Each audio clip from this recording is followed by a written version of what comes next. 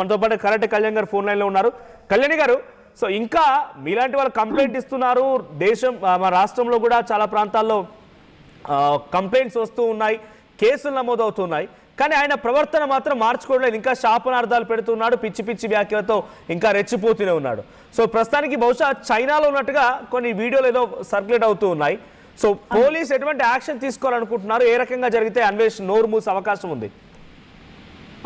ముందుగా హైదరాబాద్ పోలీసులకి నేను ధన్యవాదాలు తెలియజేసుకుంటున్నానండి. నేను ఒక రోజంతా కష్టపడి మా టీం అంతా కలిసి చాలా గట్టిగా క్లియర్ గా మినిట్ టు మినిట్ ఇచ్చామండి. మేము కంప్లైంట్ లో క్లియర్ గా మెన్షన్ చేశాము. వాళ్ళు కూడా మాకు చాలా నీట్ గా ఇచ్చారమ్మా అని చెప్పారు.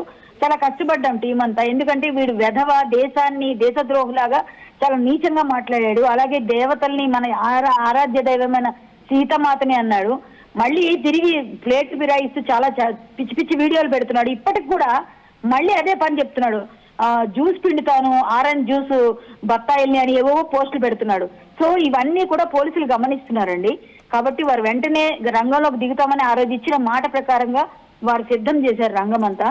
సో అతను ఎంత తొందరగా తీసుకొస్తే అంత మంచి జరుగుతుందని నేను అనుకుంటూ, చాలా వరకు పిల్లలు బాగుపడతారు. ఇలాంటి వెధవల్ని మాత్రం వదిలేయకూడదు.